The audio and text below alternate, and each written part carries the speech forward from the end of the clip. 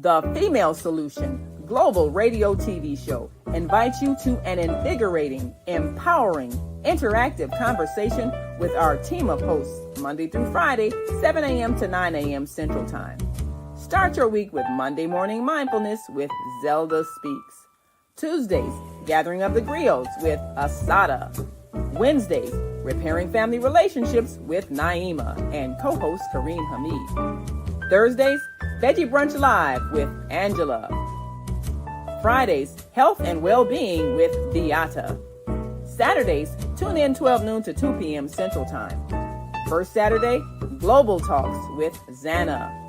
Second Saturday, Walk in Your Divine Authority with Mama Joy. Third Saturday, Move Around with Deborah. Fourth Saturday, be a judge on the virtual Teens, Tweens, and Tots Talent Contest. And fifth Saturday, join us on location as we conversate at the Elevate Cafe, owner Jackie Brooks. Sundays, join us 7 p.m. to 9 p.m. Central Time for Soul Purpose Healing with Beata. Go to thefemalesolution.com to join us on our video or audio live streaming platforms. Listen at www.blogtalkradios.com/the-female-solution. Call in on the Blog Talk Radio Network 515-605-9325 or call in and comment on the On-Air Radio Network 727-731-5192. We want to hear from you.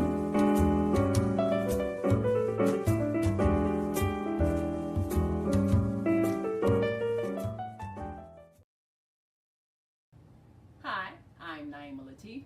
And if you're watching this, that means you're one of the 4.6 billion people from around the world who are using an electronic device to talk to people. In these times, people are using the internet to talk to everybody. Friends, neighbors, family members, co-workers. People are on their cell phones and computers all day long. Now, if you're in business, that is great news. That means you can sell your products and services all day long and never have to leave your home. All you need is a media connection, somebody to connect you to an audience. And that's why I'm talking to you today. We produce programs, and our audience members are people who shop. They buy clothes, food, beauty supplies, cleaning supplies, home repair, transportation services, child care services. Whatever you're selling, they need to buy it. We're your media connection. Just follow this link, and tomorrow you can sit back and relax at home while your business is making you money.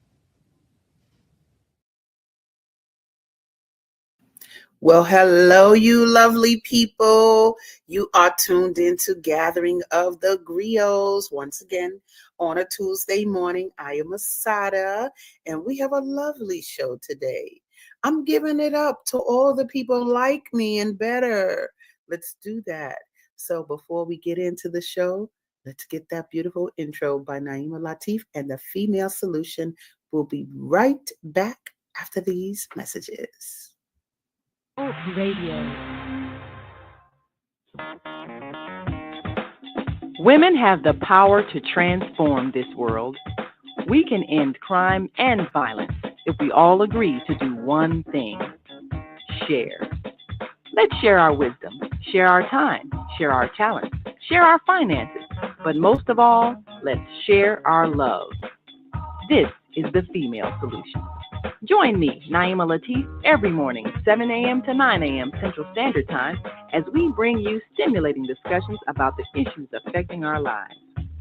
If you're listening online at www.blogtalkradio.com/the-female-solution, press the blue button that says follow and get our daily topics every morning directly to your email and your smartphone. Hi, I'm Naima Latif, executive producer of the Female Solution radio show.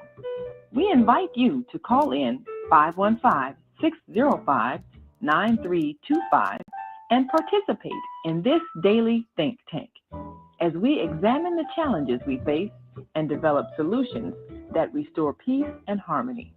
We are global transformers, changing the world from the way it is to the way it should be. We are one. Wherever we live on this earth, we are one human family.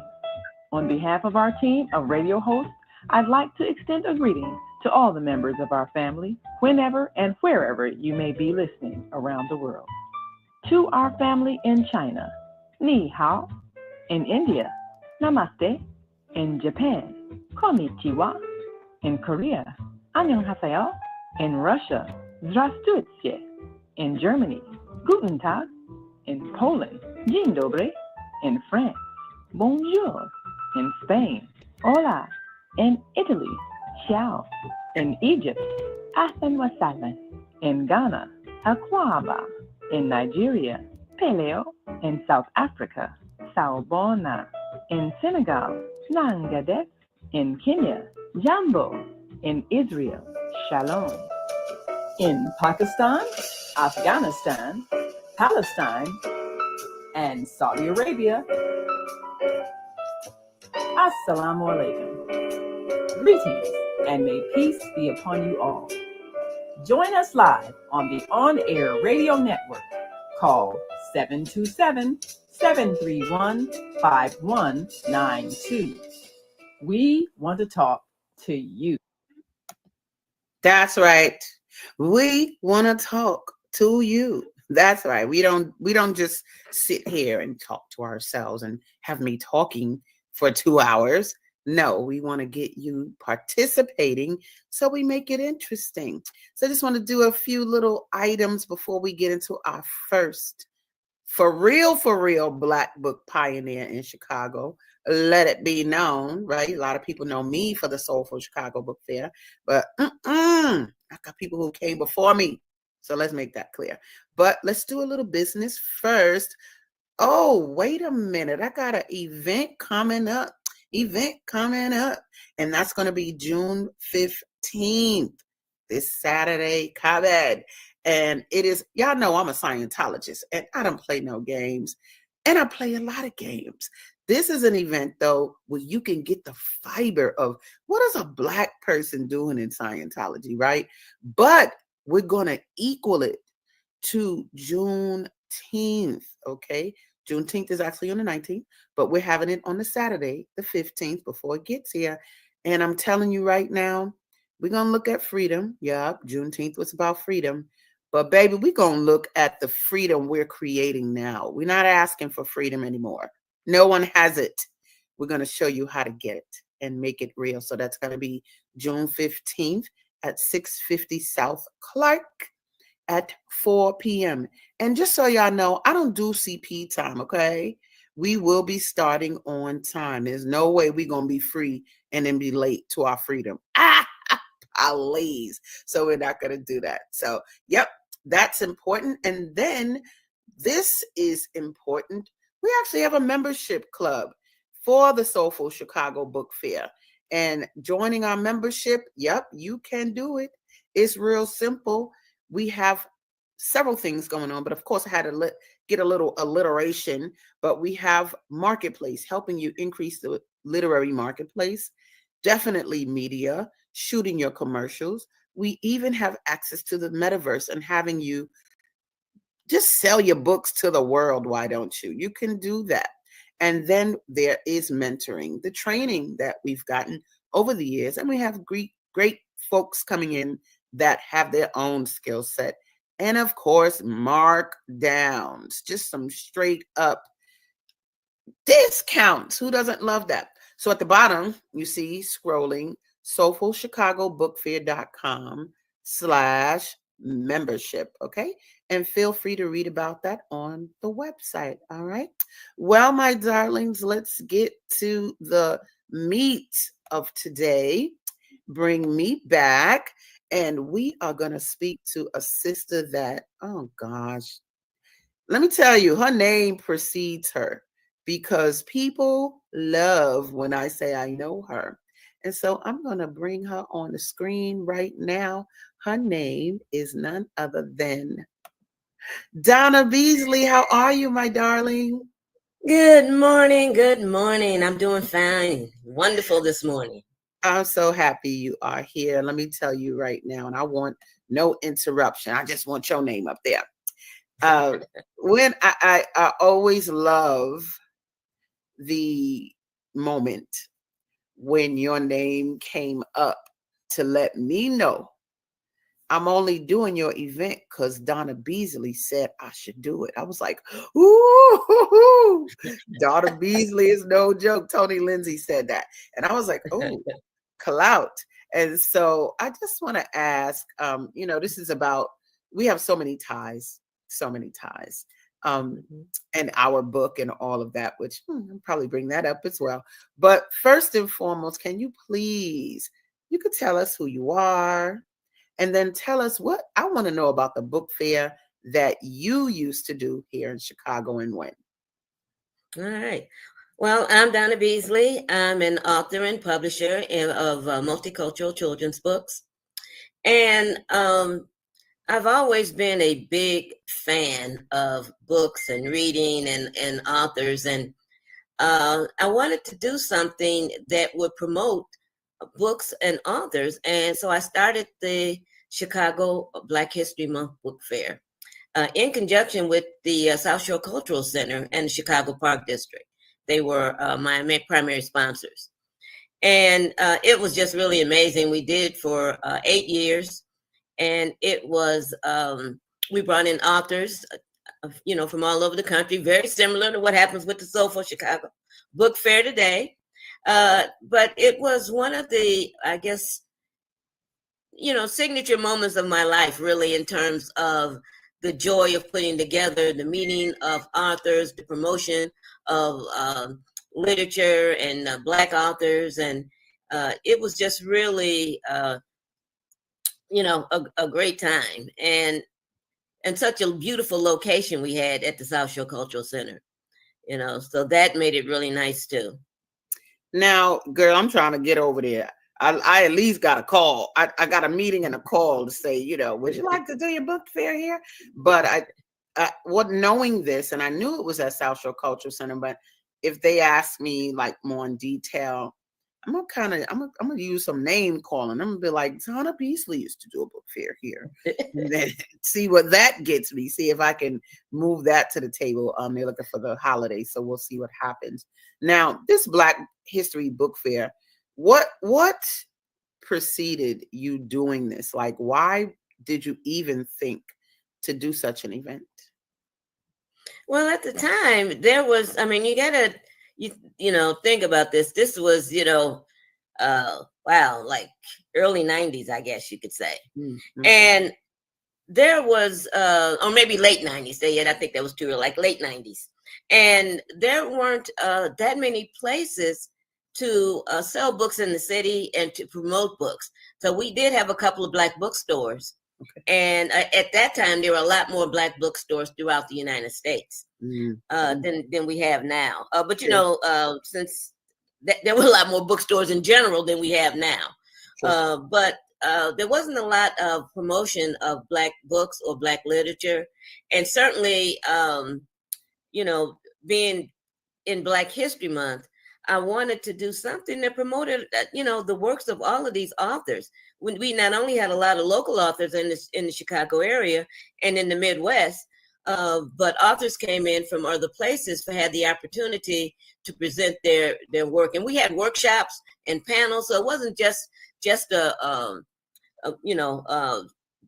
book fair with exhibitors. It was really an educational opportunity as well, with many of the authors teaching various aspects of publishing and writing. And, it was a growth place where people who wanted to be writers could come and learn how to get started and, work with the different mentors that we had. Now, and I love hearing this because I know what I do, and I'm like, girl, you ain't reinventing nothing. I mean, you're not doing nothing new. That's the main message. And there's a humility that I bring to the table because, I've heard a lot of things in the Black literary industry here in Chicago, and for me, I'm kind of like where you come from? This girl, you ain't even from Chicago. At least it's not really how I feel, but it's a little buzz. And what I do appreciate though is that you never treated me like that. Ever, ever, ever. You never, treated me like the new kid on the block and what do you know? Because I have had that. What does she want? And that type of thing. And it was like, girl, I'm here to promote all of us that Oh are my in the goodness. all of us that are in the literary industry, right?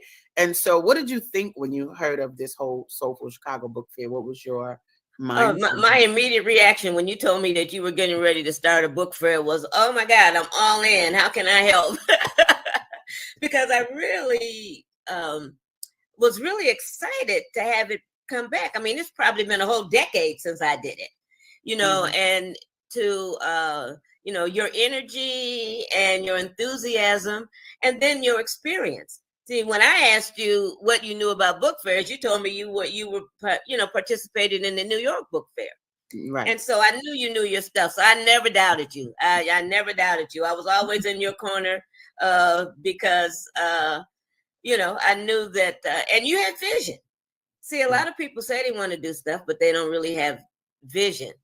And you had, when you laid out your vision of what it was going to be like, remember, you had nothing then. Not even, where it was going to be, but you had vision. You knew what you wanted. You wanted it to be outside, So I love that because I believe when people have vision, they can manifest what it is that they're, whatever their dream is. So I never doubted you, not once. Oh my God. Thank you so much. No, that's important, guys, because Donna's for real, for real. She said, I didn't have anything at that time. It was an idea. And I just built on the idea based on the experiences that I had. And I think that's important for life. You have a collection of experiences that can be built into something.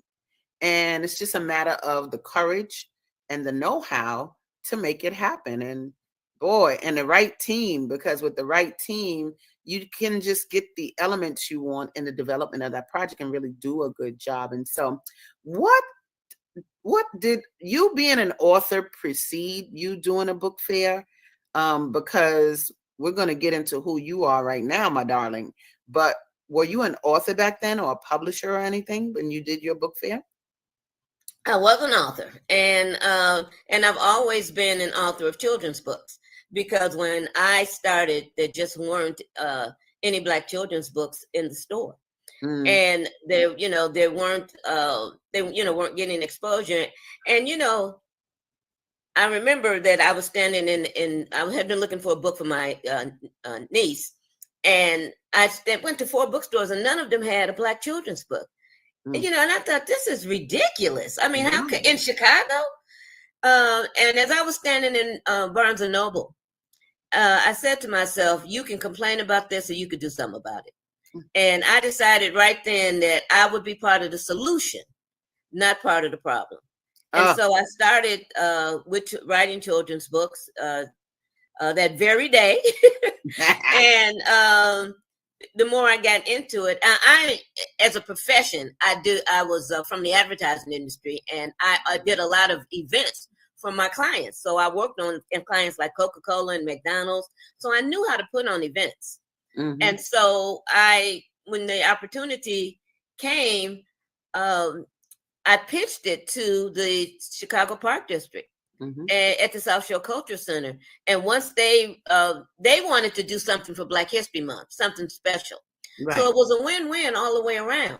Right. And it really turned out to be beautiful year after year. I mean, it was really a well-received, participated in not only the authors themselves, but also the people in the community that came in to celebrate Black History Month with us. Nice. Well, what I want to do, and if you want to call in, guys, I put the number at the bottom of the screen.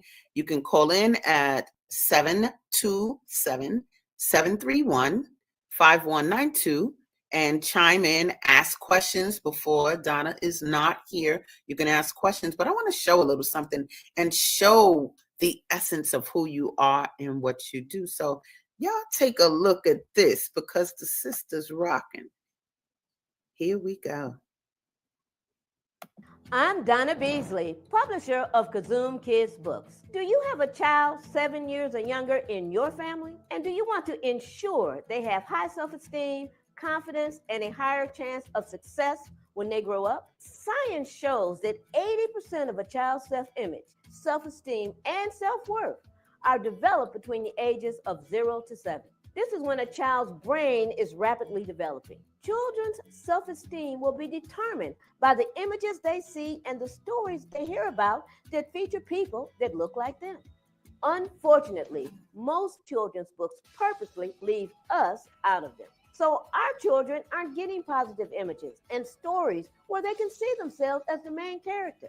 Then they internalize feelings of self-defeat, low self-esteem, and that leads to poor academic performance and sometimes depression and anxiety. I knew I couldn't stand by and watch generations of our children be destroyed by this. So I decided to do something about it. That's why I created Kazoom Kids Books, because the most powerful way to program kids with self-esteem, self-worth, and confidence is through children's books. Their academic performance improves, they develop leadership skills, and they have an overall happy outlook about their lives. Our culturally relevant books have been a huge hit. Children all over the country are loving them. Find out more by visiting our website at www.kazoomkidsbooks.com.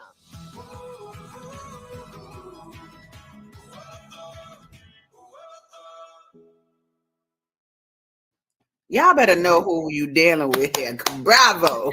Bravo. And that video, if I'm not mistaken, was created. Weren't you doing like a platform or like a Kickstarter fundraiser to go to the next level in the business? Can you talk a little bit about that?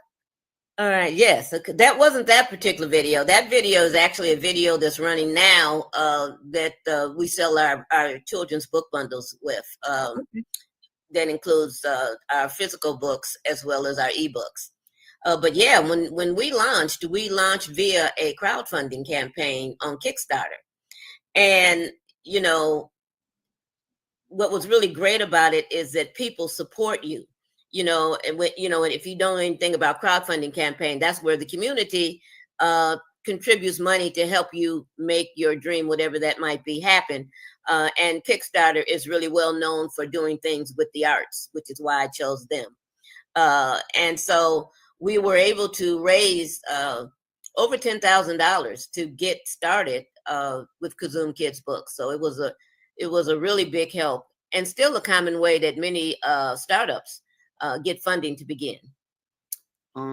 See, y'all not dealing with no small people now.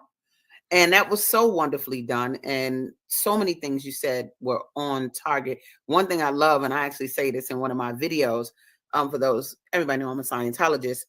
One of the things that L. Ron Hubbard says, he said, if you see a problem, look at what you didn't do and know why it's a problem. Mm-hmm. And so you seeing that there's a void, wait a minute, there's no section for our children, or like even when they have these book fairs in the schools, I think Scholastic does them. Right. Mm-hmm. You telling me that book fair doesn't have books with Black children in them, and you go into the inner city? Right. What? And so that's a problem. So the kids end up buying little things like pencils and balls and things that are not related to reading stories.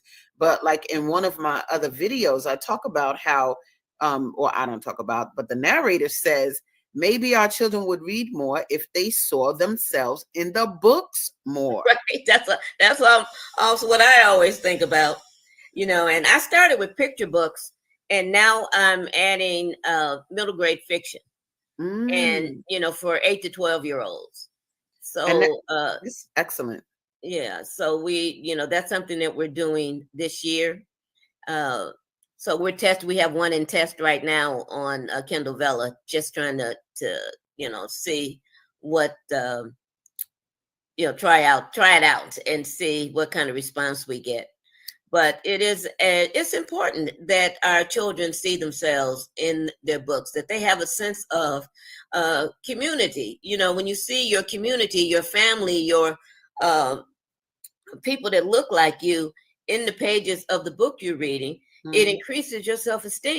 And so, and it helps you deal with issues. Sometimes, not they're not just books I wrote. These are books that other people write as well that we published. And, some of them have, a moral to the story that kids can, really benefit from. So it really is. Some of them are just downright fun, fun to read and fun to play, be with the characters. So it's I think an important mission to really look at what our children read.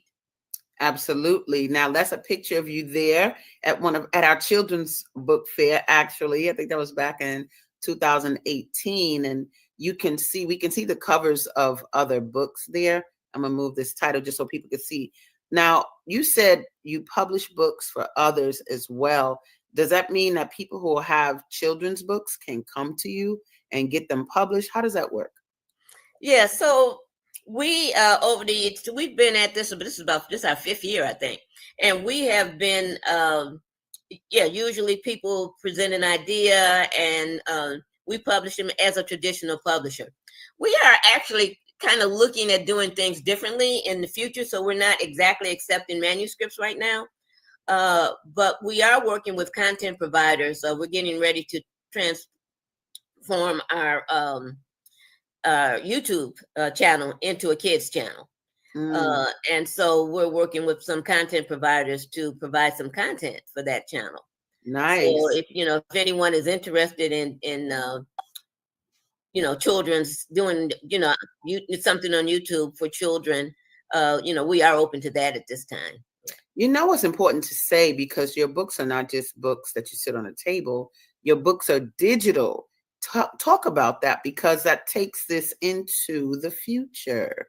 And our young people are digital. Like, we need to confront that. Some people are like, I love the smell of a book. And that's very good. We're going to continue to do that. But unlike others, you've made sure that your books are digital. So tell us a little bit about that. Hey, we actually started out digital. We were totally digital when we started. We only did books. Our whole concept at the time was doing books that had sight, sound, motion, and animation. And so, we didn't even do print books. We started doing print books in COVID because there was a real need for it. You had a lot of people who were teaching at home. The kids were at home. And so they needed the combination of books. And then we couldn't do as many live events. Our bread and butter has always been live events. Another reason we love the Soulful Chicago Book Fair. And so we had to start selling on online on Amazon. And so we needed print books for that. And so that's how we got into print books. And so we still do both print and digital books. I heard you say you represent others, but this particular book that we have on the screen right now, you wrote this, correct? Yes. So I wrote both Case and Kite and My Mama Is Flying That Plane. Okay. And I've always been, my books usually always represent something that I care about. Case and Kite was a book that I wrote as a tribute to dads. I know a lot of single dads that are great, and they never get love in children's books. So I did a book with a father and son. And then I've always been a history buff, and particularly Black history. And one of the things I love is Black aviation. And the history of Black aviation is more than just Bessie Coleman. And I found this true story about a man who started a flying school for Black people and all people, and a manufacturing. He manufactured planes.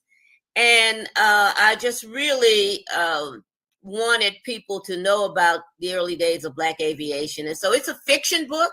It's not based on Walter Powell's life, but it is in the back of my books. I always give what's the real Black history. And so I'm able to talk about his work and what he did.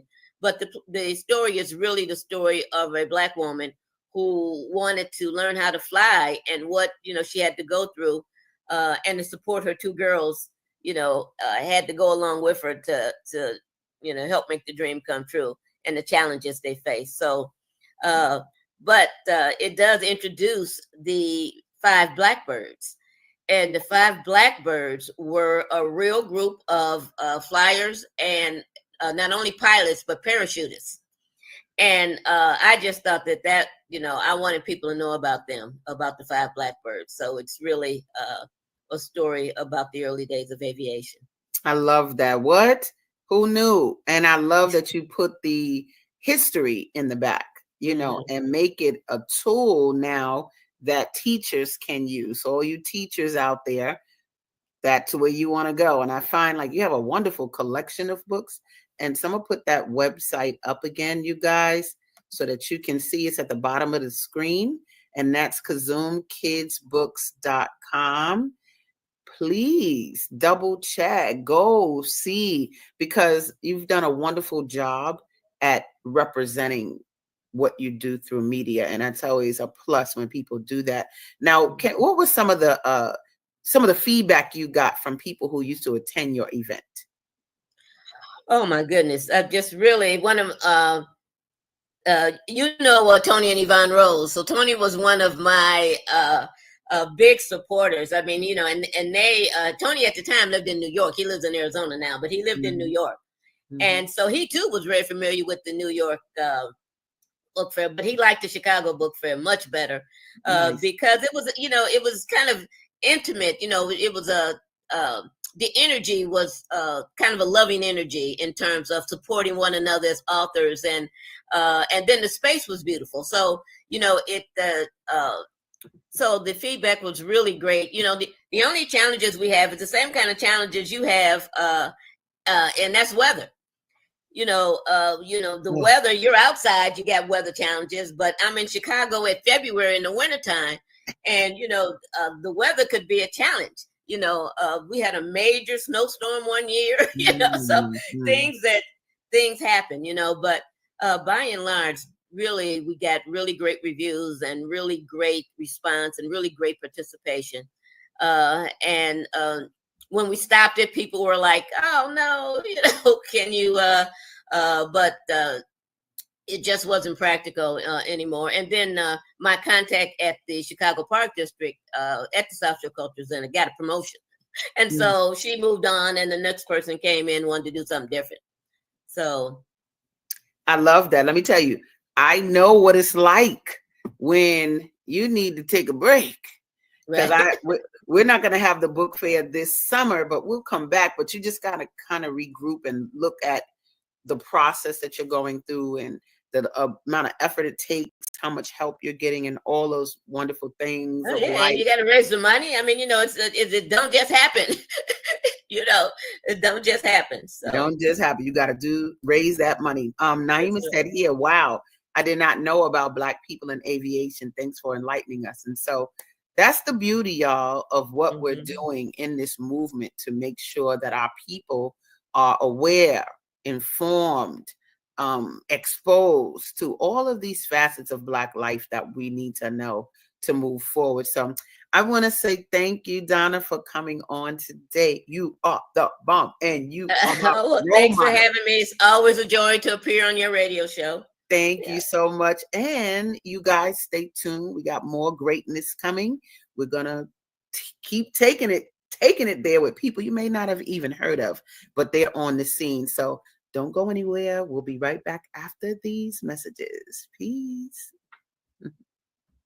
Of the heart of the Soulful Chicago Book Fair comes the Soulful Book Fair Foundation. The Soulful Book Fair Foundation provides programming, training, and literary opportunities for Black-themed writers and their readers, while increasing exposure and access to culturally relevant literature in Black communities. The Soulful Book Fair Foundation is built on 4 pillars. Enhance the Black literary marketplace, bolster training and marketing for Black writers, archive Black stories and literary experiences, and foster writing and telling of stories through Black youth. Our signature book fairs have showcased over 350 authors. Still, there are not enough opportunities for Black writers to promote their work. The Soulful Book Fair Foundation helps to enhance the Black literary marketplace and provide avenues for authors to gain exposure and sell their books.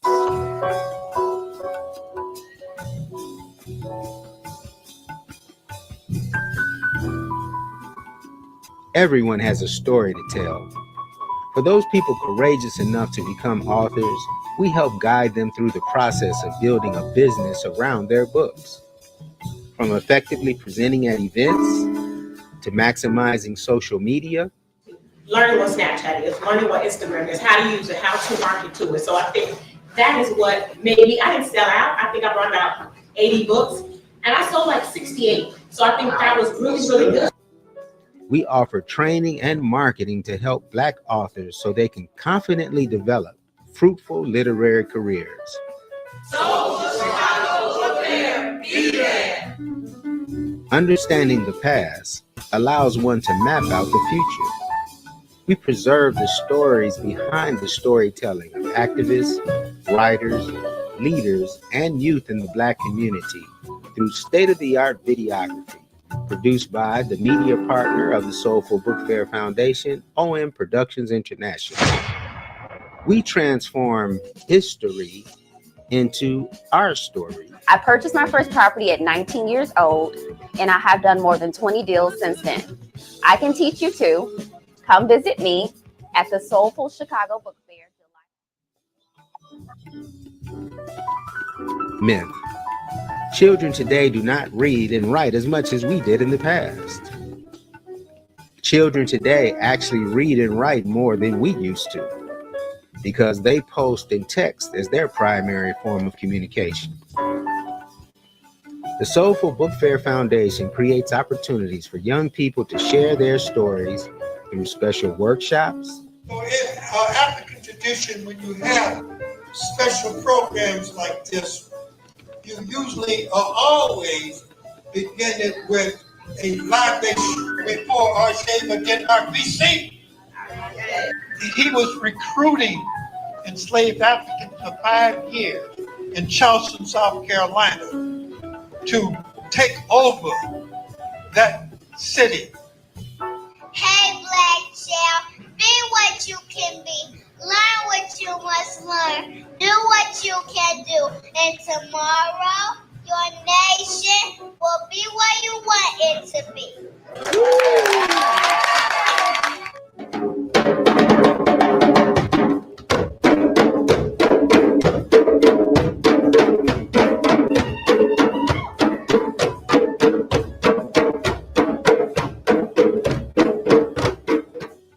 I'm speaking the truth, but you call me a radical.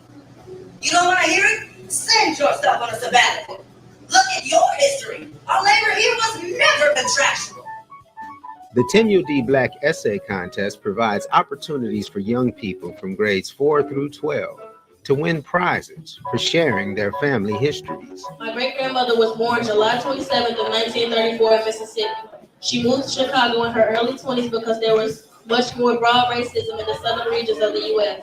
The 10UD Black Essay Contest validates their young thoughts and creates a platform for their ideas to be taken seriously.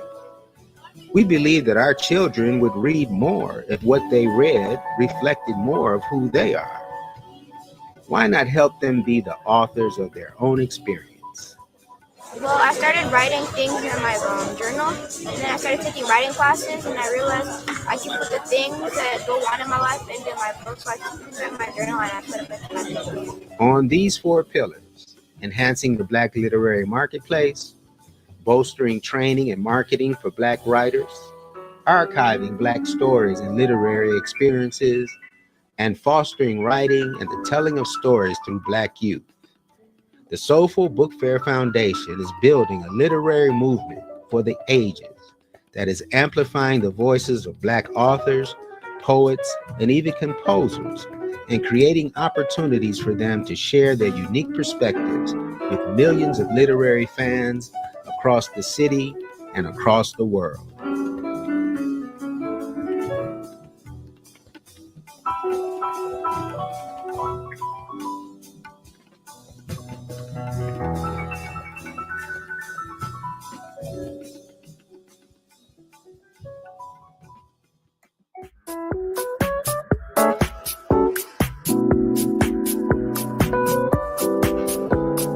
Hi, my name is Daryl Harvey, and I'm an author from Chicago. I've written 5 books of poetry and an educational series for children called the Sunflower Series. In the Sunflower Series, you have I Can Do Anything, which is recommended for kindergartners, and it boosts their self-esteem. You have Alicia's Big Test, which introduces elementary science for second graders. Amigo means friend, which introduces elementary Spanish for first graders. And What Do You Do When a Bully Picks on You for third graders, tackling the bullying issue. You can see me and my books at the Soulful Chicago Book Fair on July 16th. Thank you.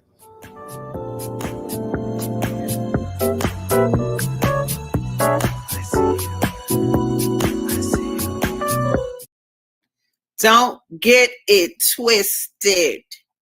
We've been rocking with the literary Big Papa for years now. He know that's what I call him.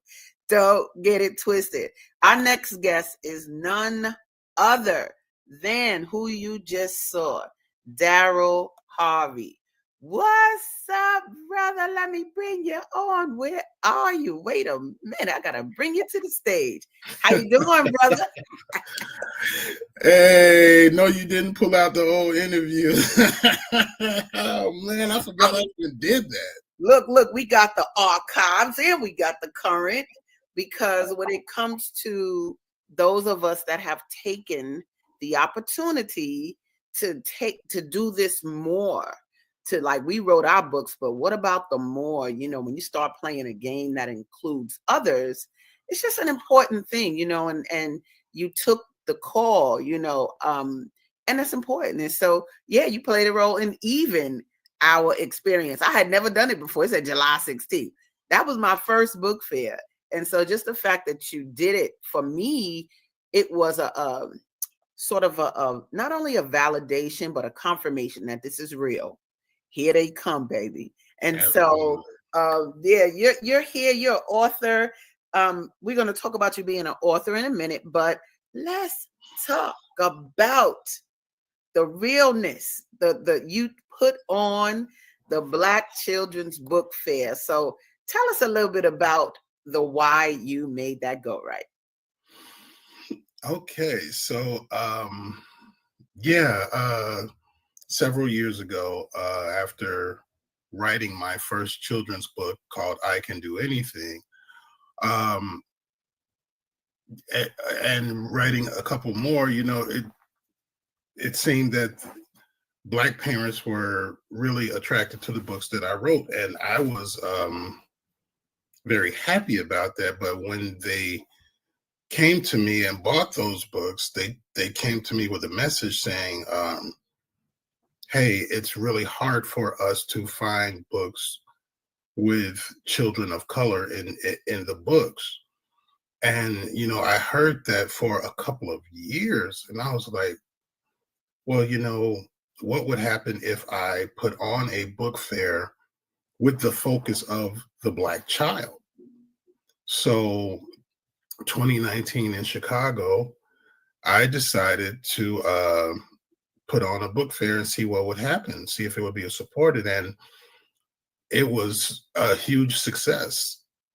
From the moment we opened the doors to the time we closed, there were people, Black parents, Black social workers, Black teachers for Black children supporting that event. And it was like, wow, I think I got something here.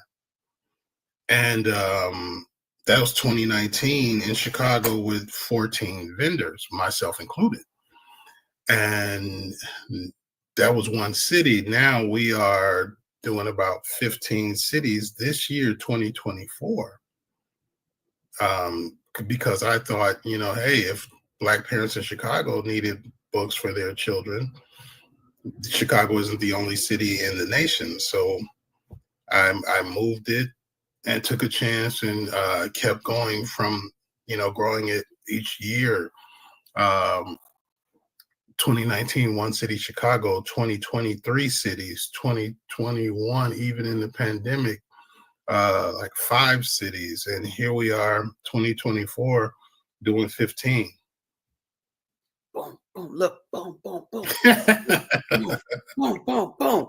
You see what Yeah. I'm saying? It's like, this is what I want people to realize. You could play your game in life and it's you playing your game, but when you take a minute to make it bigger than yourself, do something that is bigger than yourself. Play a game. I was talking to my daughter about becoming a mogul, and I was like, what area do you want to be a mogul in? And so in looking at that, it was really about what's the biggest game you could play. And when you sit and think about the game that others can be involved in beyond just yourself, now it's a thing, like you said. And I think the one I went to was the first one. And You baby, went to the first one. I remember that. Yo, y'all. It was like people was like dun dun dun dun. Like it was like they was sitting around on the floors and lines, and I mean it really spoke. You could see how much that spoke to a need. Yeah. And that's what I be telling people, just find the need. It's like, and then you'll prosper so much. And I love that you're taking it to different cities. People have asked me to do that. I'm like, I ain't doing that. I'm gonna stay right here in Chicago. It's the Soulful Chicago Book Fair. That's all I'm doing. And that's cool for me. I like that. But it's so much for us to do, and it's so much room to do it in, and I love that you made that choice. I want to show y'all a little something that on the show. Don't play with me. Don't play with me. I got mad stuff for Daryl Harvey. Hold on, y'all. Let's go. Watch this. Well, kids who love to read a good book spent time at the Flanner House today for an important book fair. The Black Child Book Fair Tour, which originated in Chicago, brought in African American authors.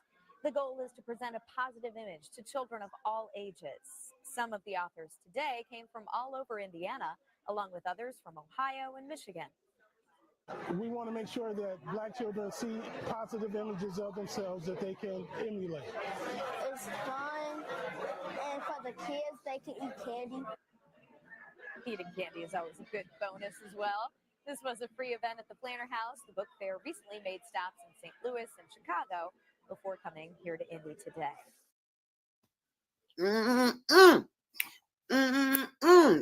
Look, y'all. People up here, they commenting. Look, sister said, that's Sister Joy. She said, congratulations, Daryl.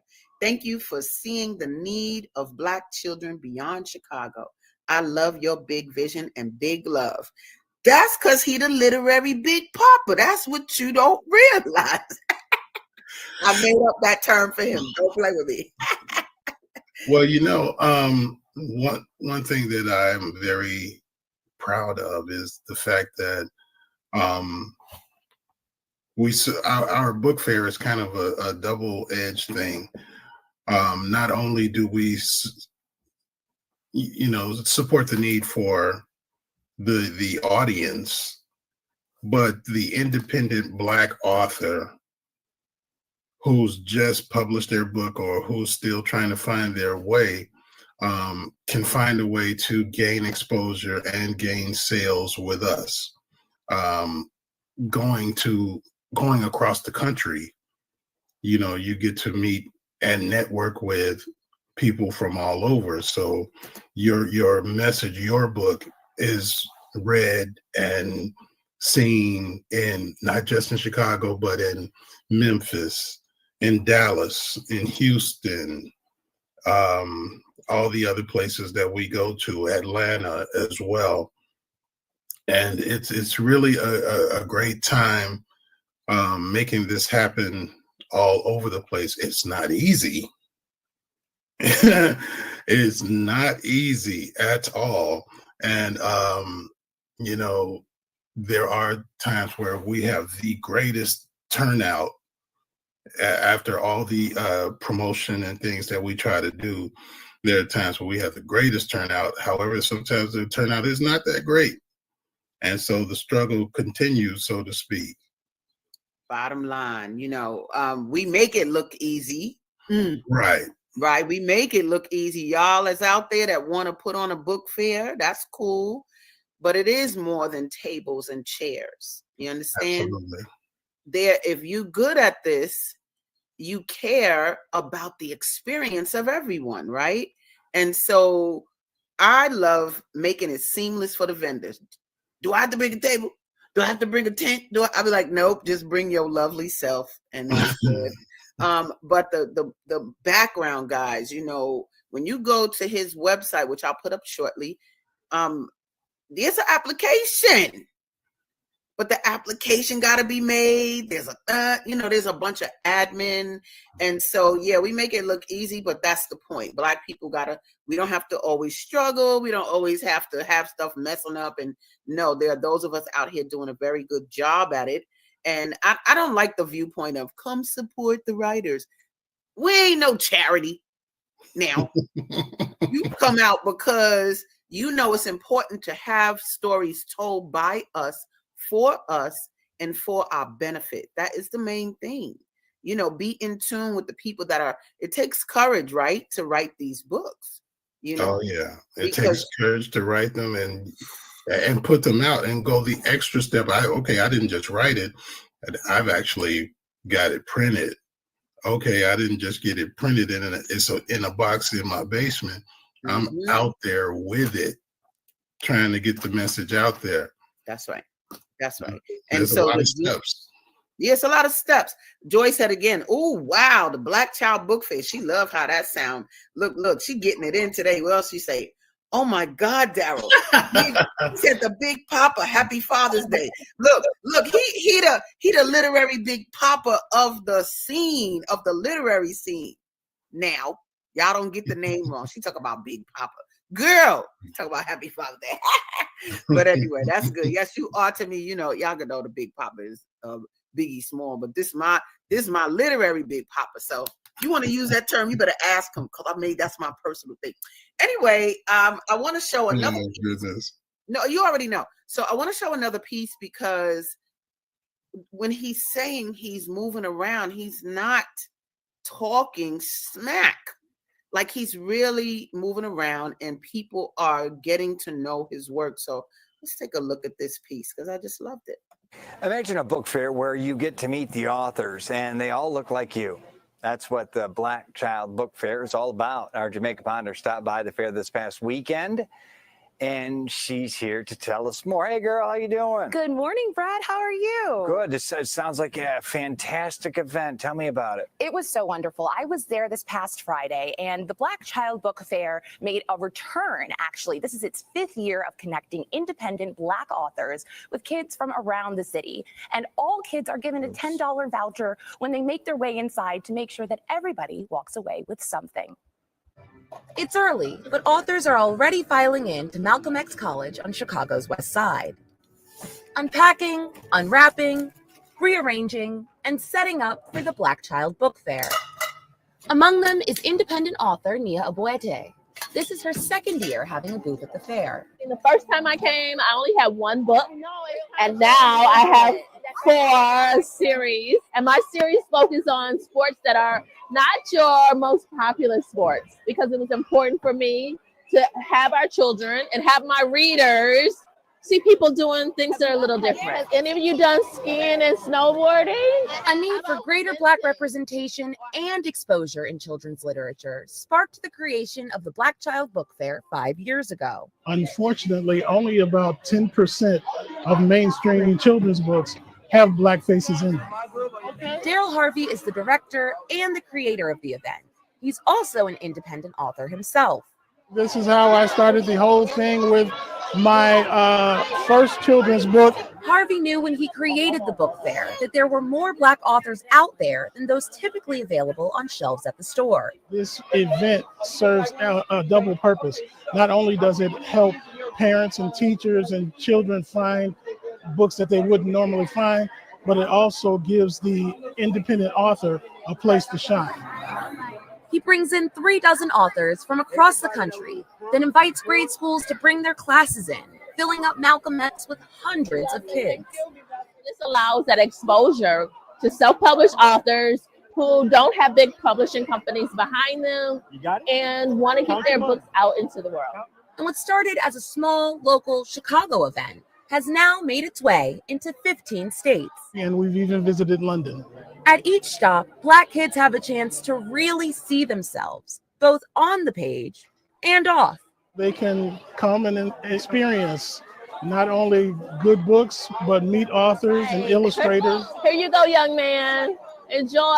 Inspires them to do great things, to see outside of the box that we kind of put ourselves in, and let them know that there are other places, there are other cultures that they can explore.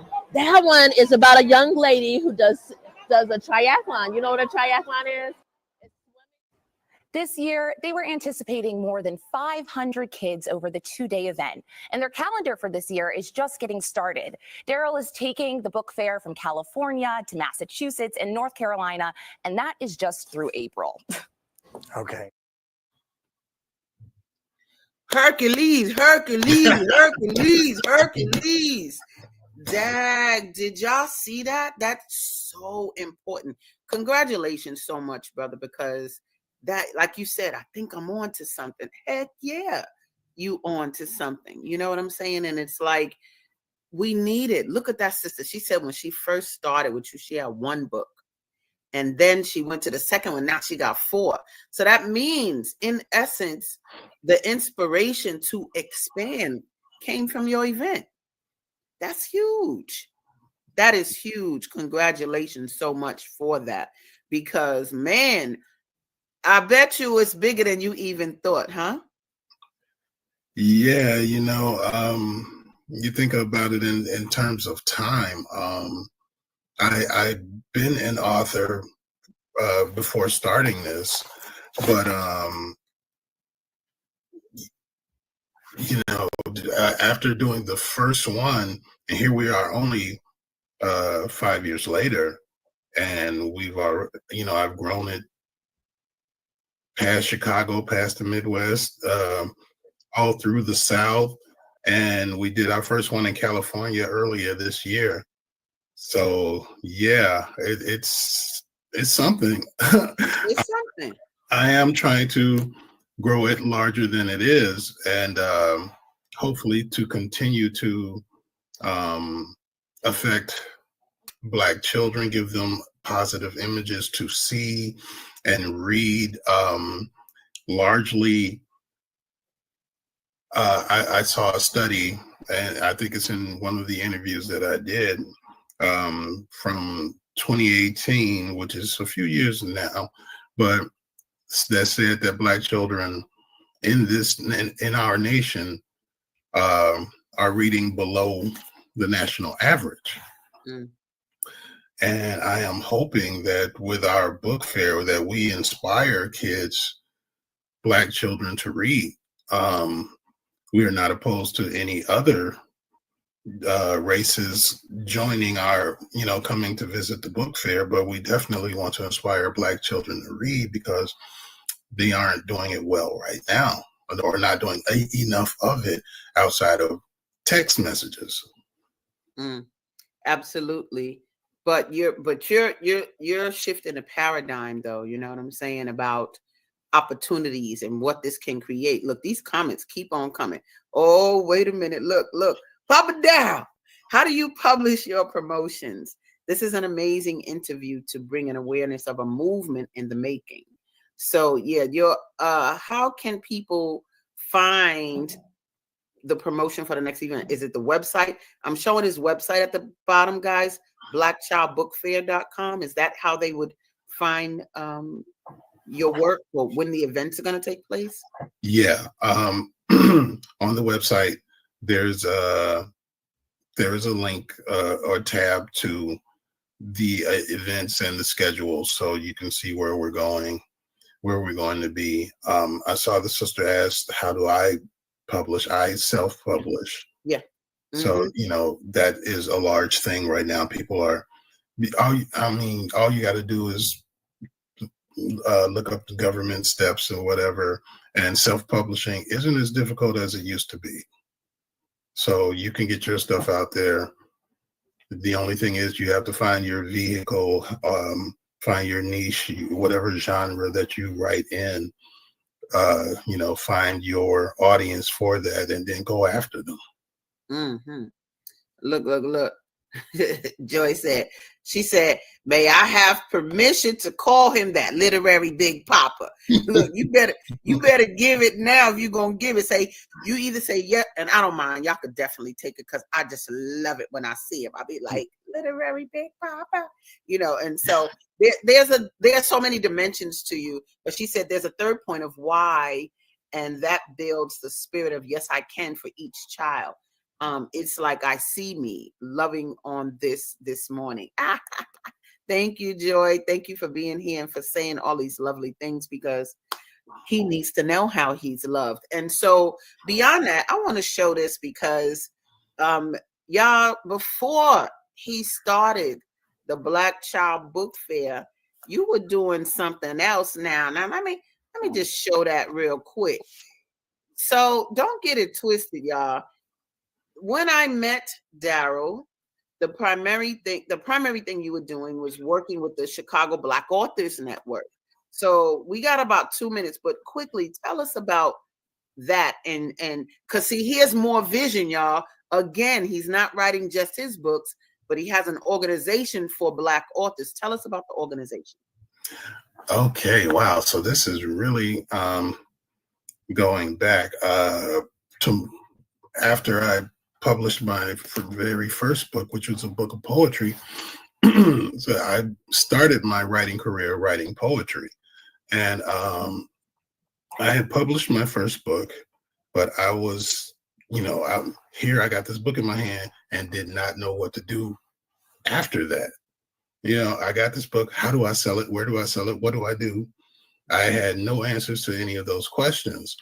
And so it occurred to me, man, there really ought to be a kind of mentoring group for Black authors, or for people, just starting to trying to find their way in the publishing business. And so I joined an organization, but they imploded very quickly. But I knew that it was still a good idea. So I founded the Chicago Black Authors Network. Oh man, gosh, back in like 08 or 09, I think 09. Yeah. And so we came together and I got other people that were interested, and we helped new authors learn the publishing game, trying to, find their vendors, or trying to find their way, and teaching about marketing and teaching about the copyright and the ISBN, which was at first somewhat intimidating, but it has gotten easier over the years. And we did some events together. As a matter of fact, we still do at least one major event, which is the Printers Row, baby. Printers Row. We've done Printers Row over 10 years in a row as a group. Man, see, y'all not playing with little people. That's why I call him the literary Big Papa, because he's for real, and huge. And I want to thank you for coming on today, brother, because you've really I don't even think you understand the impact that you've made. But take a moment and take it in, because you're not only a pioneer in your work, but a lot of people say a lot of things about Black men, but baby, here go one right here that's taking responsibility for more than just himself. Thank you, brother. I love you too much. And we'll have you back for sure as you expand. I'm gonna be like, I know him. Thank you, Asadah. Much love and much luck to you in your Thank you. Thank you. You're big time, sweetie. Hey, take one and know one. All right, guys, you stay right with us, because we got more excellence, more literary excellence coming after these messages. So don't go anywhere. We'll be right back.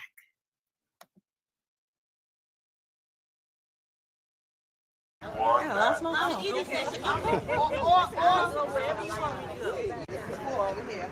you stay there. I need you to move 61st and Champlain.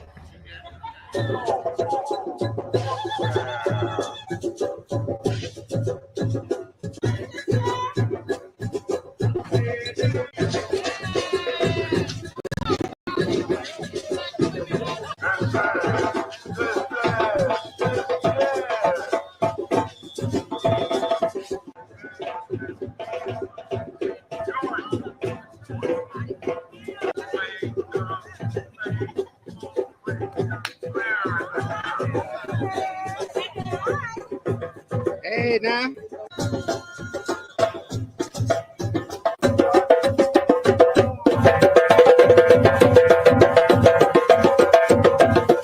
I'm talking about that brain food. That the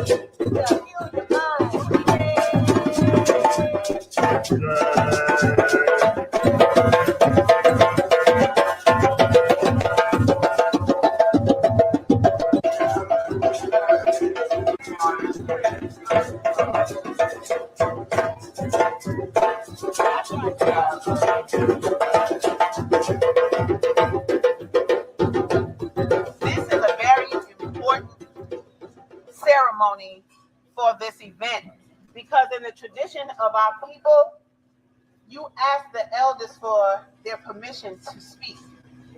We're not talking about the energy with somebody telling you what to do. We're talking about a reverence for elders. And so before we open up this event, this is how we ask for permission to begin the event, to make sure it's in order and there's approval that we're doing the right thing. And so I ask our elders, do we have permission to begin this event? You have our permission. Ashe.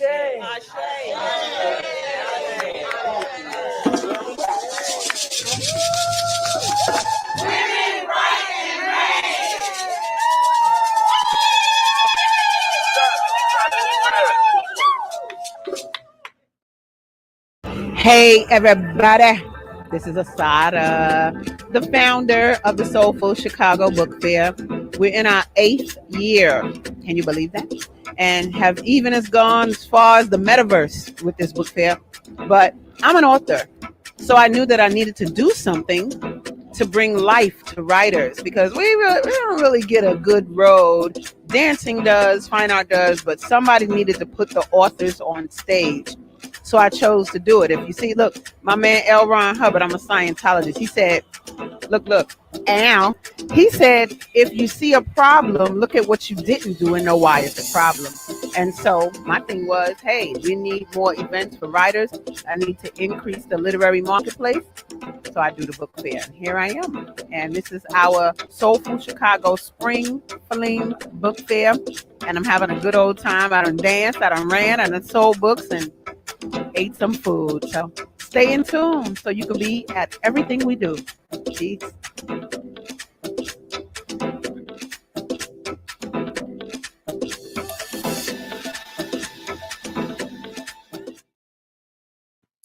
Yo, let me tell you something. During them commercials, I was like this. I was trying to get my tears handled before I came back because when I showed that procession and those elders gave permission to begin, yo, it was so many people on that float that are no longer with us. And I usually play a tribute to the ancestors that have, the literary ancestors that have passed on. But man, Joyce Clark, Baba Zoe, Lorenzo Young, Brother Atiba, the drummer that was on that float. I just say, what a blessing to have had them and to have had them in our midst. And so I was crying. I was like, oh God, oh, the ancestors. But anyway, I'm finished crying. I'm not crying no more. It might be a little tear that come out as I progress, but it's okay. But we're going to bring on a sister that is another force in the Black child literary arena. And we've done a book fair together. I love her because she understands this concept. I feel like those of us that deal with these books need to come together. And I just support her whatever she do. Let me bring on her fly self. Boo! Hey, Jarima. Hey, Asadah, how are you? Girl, I wish I was as fly as you. Let it be known, girl, please. So, Jarima, my gosh, I mean, I've watched you blossom in the industry, and what I love, I never see you sweat. I never see you sweat. Look, I know it's sweating involved, but man, it's so important. I want to put up a comment before you even start because it reflects more of the work even that you do. It says, Joy said, don't forget daddies and mothers can read the books to their children daily. my daddy read to me, I am so inspired by your presentation, opening your arms to others. This is powerful. Amen. Now, she wrote this to Daryl, but this could be to you too, because you focus on just the literary world for Black children. So tell us a little bit about yourself, darling, and what got you started to even want to do this? Talk about it. Yeah, so first, Asadah, thank you for this platform and just being able to bring awareness to everyone that's about the work that's happening all throughout the city, all sides of town, because I believe that's how we really create change. So for me, my story starts from being an educator, right? So I've been a teacher since 2008. And then in 2011, I was blessed with my son. And I share those two parts of my identity because they really influenced why Births Into Books came to be. So as a teacher, and I heard Daryl talk about this, just like getting kids excited about seeing themselves in books. I was a science teacher for a number of years, and I made it a point that my babies always learned about the contributions of Black scientists, right? And just seeing themselves in what we were learning. Because a lot of times they weren't interested in science, but it's because they didn't see themselves. And so I made it a point that they were always, wherever we were studying, we learned about the discoveries also of our people. And then as a mother, when I started to look for resources that would continue to support that narrative, because I did that same thing at home, and I wanted to take my son to like book fairs or read alouds or different literacy programs, I didn't see myself and I didn't see my son. And I also wasn't in my community. And so a lot of times when we did have book fairs, we're traveling to Lincoln Park or Hyde Park. And I grew up in Auburn Gresham, right? I teach my babies at the time was in Roseland and Pullman. I'm like, okay, I know plenty of families and students who would love and support and be a part of these programs if people chose to come to their neighborhoods. And so that is how Births Into Books started with a book club. With me and some parents just talking about like, hey, what if we started a book club? And my principal was like, you can use the school. And so we started doing these level book clubs because I knew the importance of babies reading. I'm teaching high schools, but I know it starts in the womb. And from the womb, these babies should see themselves, and parents should have access to the books that they can read to their children. And so it started as a book club, and over time, you know, it was like, okay, I think we really are on to something, because parents and families started really supporting the work. Let it be known. Now, I don't even remember how we met. I'm so whack in that area. I remember. Come on, tell me, please. Okay, so when I first started Births Into Books, one of my mentors and big sister in his work is Nora Brooks Blakely, because I worked with her for a number of years for her children's theater. And when I was starting the org, she was like, you need to know Asadah. Because I was telling her how I wanted to do a book fair or something, but I wanted to just be centered around children. And she was like, you should meet Asadah. And I remember her connecting us, and you were so welcoming. You didn't know me from nothing. And you're like, come on to my house. Let's talk about it. I've always thought about, I've never done just a children's one. Maybe we could think about it. And so I remember coming to your home, and immediately, because I'm big about synergy and aligned values and all of that, I'm like, oh, this is my sister. We can do this. And that's how we met. So we met through Nora, and I'm nice, grateful for that. Thank you. Look, we like to term ourselves the book goddesses. Yes. Yeah, look, it's book goddess. That name was given to me by Yusuf Aliel, who is a children's author as well. And so, look, I could share these titles now. We can have more than one book goddess around here. And so I love that. So y'all hear that, right? She got inspired by being a mom. For all of you mothers out there, you cannot tell me you don't learn so many. You can make a story just on your life as a mother, because you learn so much from them, and then they be cracking you up, and you be like, how do you know that? And it's just so many things. But I love that you took it and you built it. And so we did our book fair together back in, what was that? 17? 2019. It was 19? Mm-hmm. Oh my God, I thought it was earlier than that. But it just go to show you, you just be out here doing the work. And next thing you turn around and it's like, boom, just more, right? And so tell me a little bit about, first of all, let me show y'all something, because she ain't no joke. This how this started. This how this goes. So just watch this for a minute. Just take a look at this. Having a good Hello, my name is Jarima Gorham, and I am the founder and executive director of Burst Into Books. Our mission is to rebuild our village through the arts, advocacy, educational, and family programming. We serve the youth and their families who are between the ages of 6 months to 18 years old. Our programs range from book clubs, author story times, virtual bedtime stories, and book giveaways. Through our series entitled The Front Row, we introduce authors and their work to the community, while empowering parents with reading strategies and resources through our Lit Talk workshops. Our community events are focused on supporting and empowering the families we serve. Last, our educational services are geared to educate the youth, instructors, and our community partners. Remixing the narrative is not just our tagline, but what we are committed to doing daily.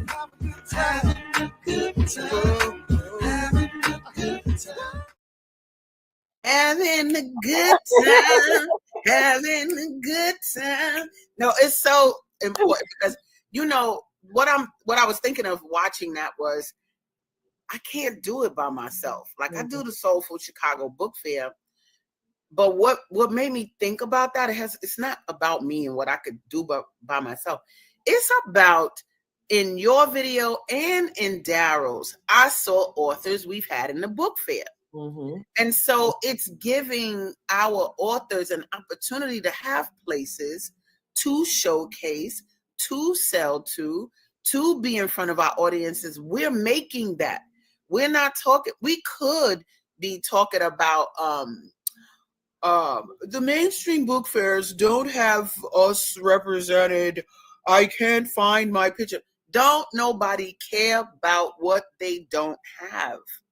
It's we do what we do for ourselves, and we need to learn that. Like, stop wanting other people to validate you. Stop wanting other people to make you important. We make ourselves important, and if we continue this work, that's exactly what we're gonna do and be. And so, man, the event we did together was so dope because we did the Temuel D. Black essay contest. Yep. You already being a dean of a school gave me a bevy of students. And so when it came time for participation, those young people actually participated. I think I might have had them in the video I just showed a little bit ago, but they did essays, they got rewards and, all of that. And so what you now are doing your own festival, baby. Talk about that. Wait. I'm gonna put me up an image. You playing game. We gonna put us up an image. You got all these images. Wow, word. So talk about the festival you got, because we about to show that in a minute. Go ahead. Yeah, so we're going in our third year. It's called the Words of Wonder Literary Festival. And even when we did our book fair, I've always envisioned doing a festival because that's really just what I grew up on. If you're from Chicago, we are a city of festivals. Mm-hmm. And festivals are a way that we celebrate our culture, we celebrate community, we bring people together. And to my earlier point, literary festivals, though, represented on our side of town were very rare. And I believe that you can bring the beauty of all of it in one space. We can celebrate Black stories along with food and entertainment, along with workshops and all the things that really represent us. And so in 2022 is when I said, you know what, I'm going to walk out on faith and do this. And so through doing my work, because I believe, to your point, collaboration, I've been able to build a lot of different partners throughout the literary world and different artists. And I'm like, hey, will y'all want to help me put together this festival? So in 2022, we did our first festival. And what I'm so honored is on the far south side in Pullman at the Dr. Conrad Worrell Track and Field Center. And if you know who that brother was, it is just so representative of why our festival is there. And we have been able to just continue to grow it year by year. I wanted a festival where children will see themselves in storytelling in various ways. So yes, we have the traditional reading and writing, but we also have artists, we got music, we have all the different things, because I believe all of that is storytelling, and being able to have an event for the entire family so that elders along with babies can be able to enjoy themselves for the entire day in their community and see themselves. And again, be able to have a space where independent authors along with Like this year, Derek Barnes, Vanessa Newton, like having these authors who are like mainstream in the literary field there as well, but making it accessible. We're not having them on a panel and our babies can't talk to them. Like, no, Vanessa is going to be leading an illustration workshop, right? You probably got her children's books on your shelves, but your child is now going to be in a free workshop learning from her. Derek Barnes, who's wrote all these amazing books, is going to be in the crowd just walking around, because I believe at the end of the day, we have to change even the way we look at this idea of like self-published, traditionally published agents. And they're like, no, we all are Black storytellers, and we need to be able to create access for the next generation of storytellers. And so this is really what this festival is. So we talk about like the printer roles and all that, and I love it, and we need it, but we are going to create our own space of that so we can be able to have headliners in our own communities sharing their stories, and we can support each other in that work. Do I have to say anything? I ain't gotta say. I ain't gotta say not one thing. Let me show y'all something else, because this is, and you know, these comments are pumping out. Bridget, you got good comments. You putting them in the private chat, girl. Put them in the comments, because you saying good things, girl. So anyway, let me see. We got down here. What Naima said, amen. We need to stop needing other people to validate us. Thank you for introducing us to more self-empowering authors who make things happen. And what I love, you're not even an author yet. Yet. That's gonna change this year. I've been, hold me to it to you all. I got you. I'll nudge your butt, girl. But nonetheless, you do so much for other writers. I do want to share to you kind of how she's being seen these days. Take a look. The second annual Words of Wonder Literary Festival is a celebration of books, books to be written, and books to be read. Now, the festival caters to everyone, and here with more on this year's festival and its positive impact on the community, festival organizer Jarima Gorham. Thank you so much for being here. Thank you for having me. Year 2, congratulations. Thank you. Yeah, it's been amazing. It's an amazing ride. All right, so tell us what's in store for this year. So this year, we're going to just continue to increase what we had from last year. We'll have storytelling, live performances, supporting local authors, youth and family area, health and wellness space, so families can learn about ways to get ready for the upcoming school year. And then we have some outside food trucks and all the things you think about at a festival. And so this grew out of your desire to help your son get more literary exposure. Yeah, I think a lot of times when we think about just the draw for children, just like, do they see themselves in the things that they're reading?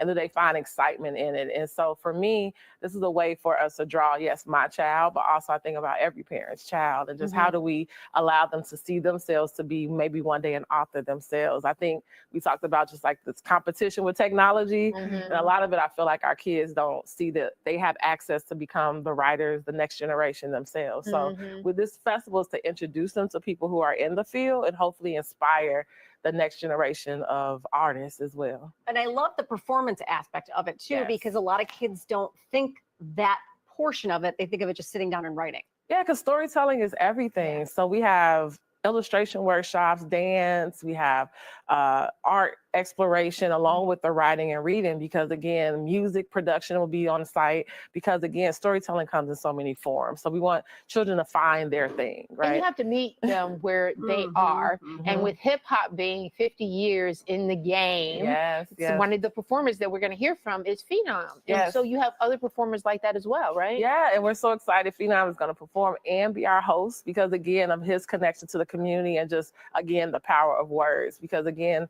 hip hop, storytelling is all interconnected. For parents out there who kind of find themselves in the same situation you were with your son, what's the first thing you did to really open his eyes to the world of literacy?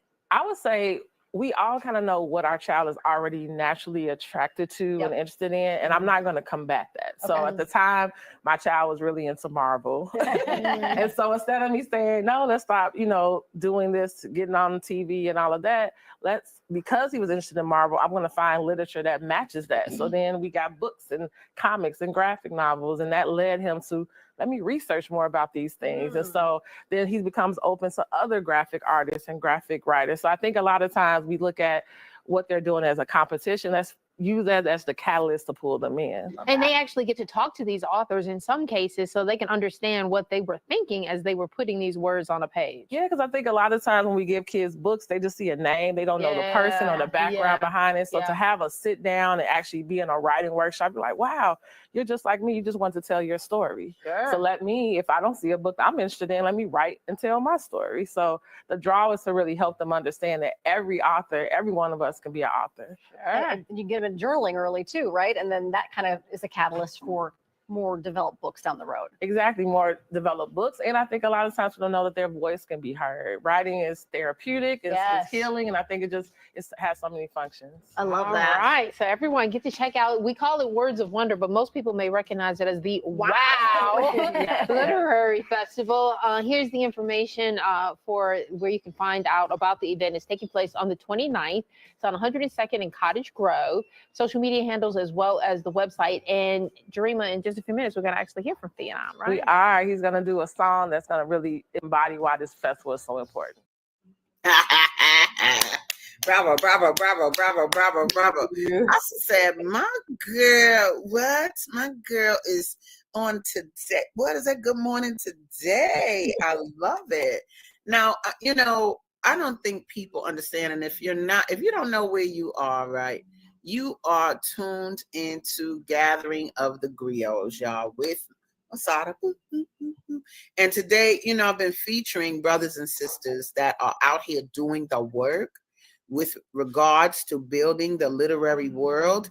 And I'm going to tell you, something in my heart recently, I feel like it has to be a bigger game, right? And so I thought to myself, I could see everybody I showed today as some type of competition. But I've never seen you all as competition. Like never did I say, oh, he doing the Black Child Book Fair, but I be having books. She doing the Wild Festival. How I'm going to do that? I've seen it as, man, we're creating a movement where there is none. We're creating movement where there is none. You understand?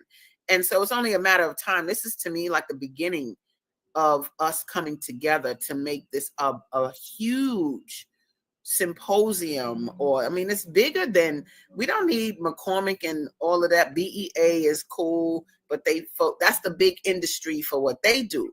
But what about if we do the big industry event for Black books? Ooh, you know what I'm saying? Let's just go and do that. And so I'm loving this work, and I'm loving it when I see you guys, promote, and that the news is capturing you and all of that. Man, I'm feeling like power. And how can I just contribute to that power? I want to read some of the comments by Bridget McGill. She's gonna be on this show, but she's saying so many good things. Look, she talk about so awesome. She said, let's go, Jarima. She said we had to bring the book clubs and the book fairs to our people. And then she was like, let's go, Queen. Let them know. She over here really being a bad cheerleader, but she get ready to be on. She's a phenom in and of herself. I'm gonna just look at this comment because they are giving it. Oh, good. Here she go. She talk about, that's Bridget. She said, we could do a little as one, but we could do a whole lot together. Yeah. Come on, Jarima. Jarima is always at my events, buying books, obviously meeting some of the authors. Good. I told Bridget McGill, even come meet the authors. They need to meet y'all so that we can overlap these efforts and get the big movement going. So I'm gonna put this down. What she say? Oh, she said, you are so collaborative, Asadah. I love it. This is so awesome. Giving a platform for others doing the same work as you. Absolutely. And I want to say something to that because I actually had a conversation with someone about this yesterday in the literary field. He's an artist, he's a painter. And he was saying that he feels sometimes the same pool of competition and all of that versus how do we really build each other up. And I think that the problem is that whenever we start operating out of that space, we are operating outside of who we are as a people. We are, as Black people, collaborative. We are family. We are village. And that's why if you ever look at any of the things that I do, I always talk about a village mindset. Like, I don't work in competition. At the end of the day, a village understands that we all play a role, right? We all have our space. We all have our gift and our purpose. And I know that the work that I'm doing is my purpose. I know the work that Daryl does is his purpose. The work that you do, Asadah, the work that Bridget is doing, the work that whoever else is going to come after us is doing is their purpose. And we start to miss what our purpose is when we look at this work as competition, right? It would be against the nature of who we are to feel as if everybody in the city of Chicago should only come to my festival, right? The ego of me, right? How the audacity of me to feel that way.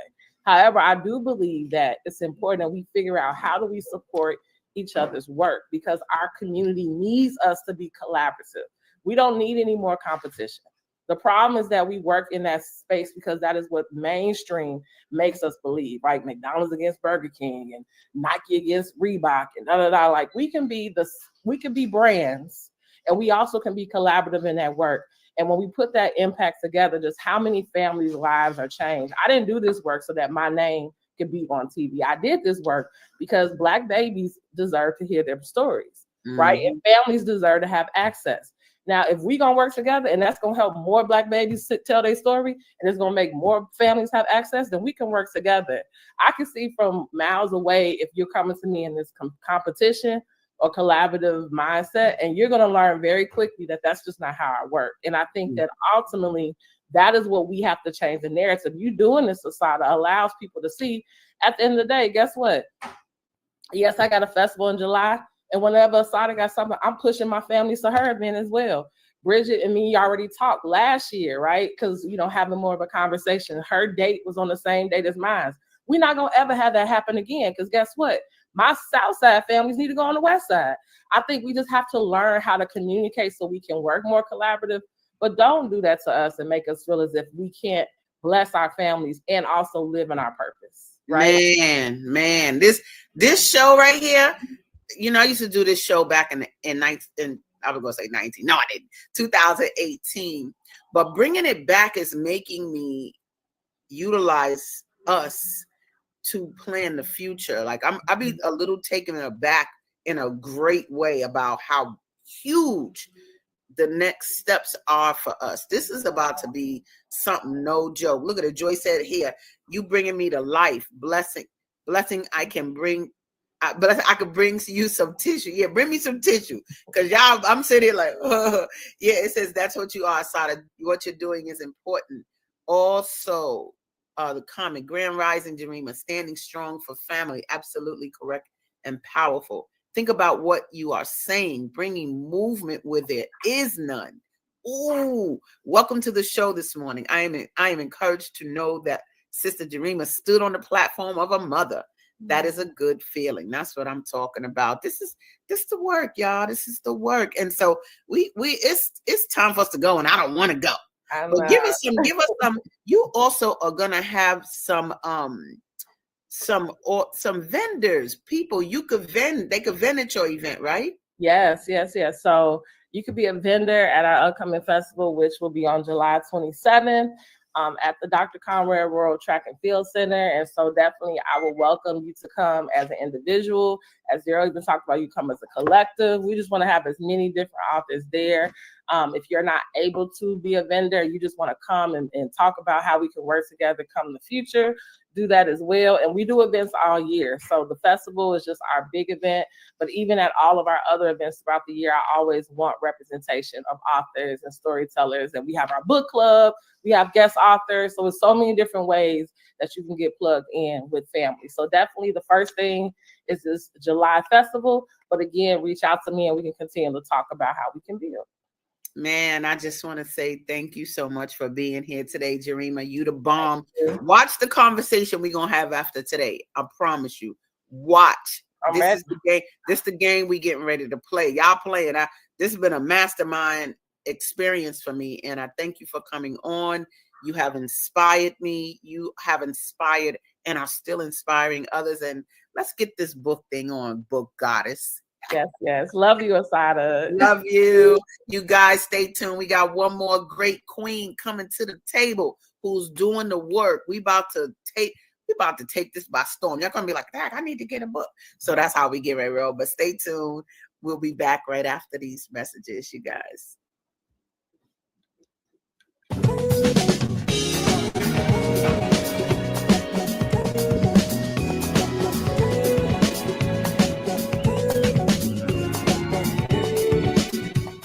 Soulful Chicago Book Fairs are the most exciting Black book fairs on the planet.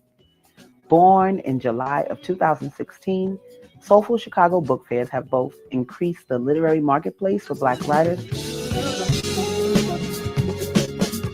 and given lovers of Black literature places to find books about the Black experience the world over. The main summer book fair stretches 4 city blocks on 61st Street between Cottage Grove and King Drive. Each block is characterized by its own genre, donning the works of fiction authors, nonfiction authors, and children's authors.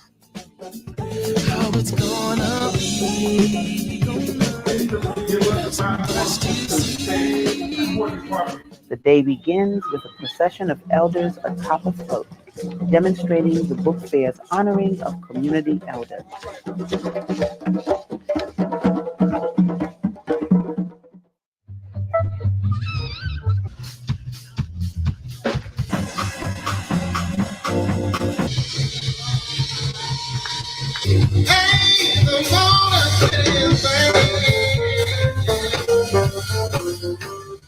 The entertainment of the Soulful Chicago Book Fair has been second to none.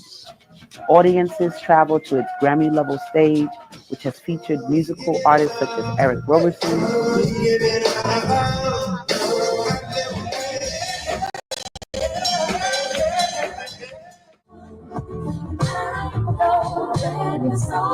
King,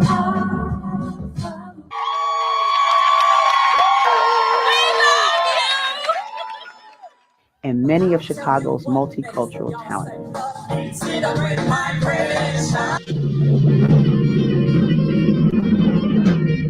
The book fair's community stage sits equidistant from either end and showcases puppet shows, open mic sessions, and author talks for festival goers to enjoy.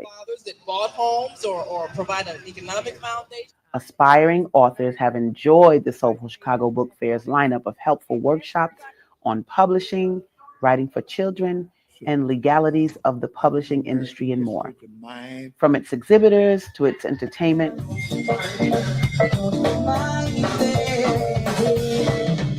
its workshops to its overall power, Soulful Chicago Book Fairs will continue to breathe literary life and prosperity into the South Side of Chicago for decades to come.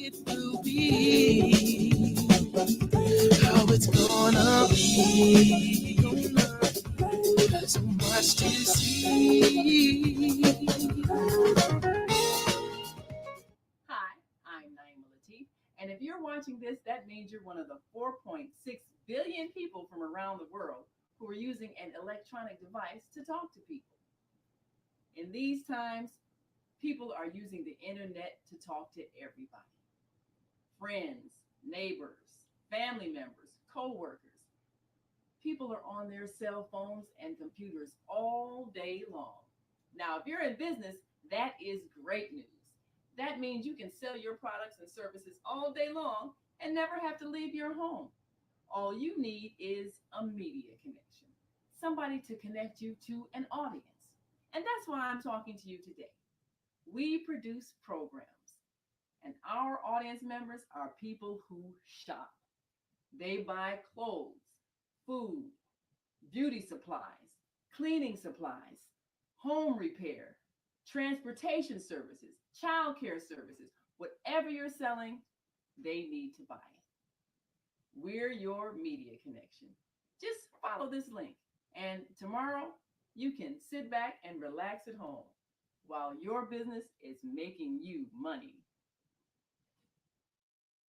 You heard. Yeah, heard you can advertise on this show. You sure can. You can advertise on any of the shows under the Female Solution throughout the week. And so let me know, and I'll send you that personal link, and we can make that happen. But I got a caller. I'm gonna bring on the next guest real quick, baby, and then we're gonna go to a caller because Baba Kwame Sunhorse is on, and I'll get to him. But this sister, her spirit is the bomb. Anytime a Black woman calls me a queen, what's up, queen? That means she doesn't have personal issues and ego. Because queen, let that be known. We're going to bring her on, baby. What's up, Bridget? Ow! Good morning. Good morning. Good morning and welcome to Gathering of the Griots, my darling. Now, Bridget, let me show y'all how she rolled.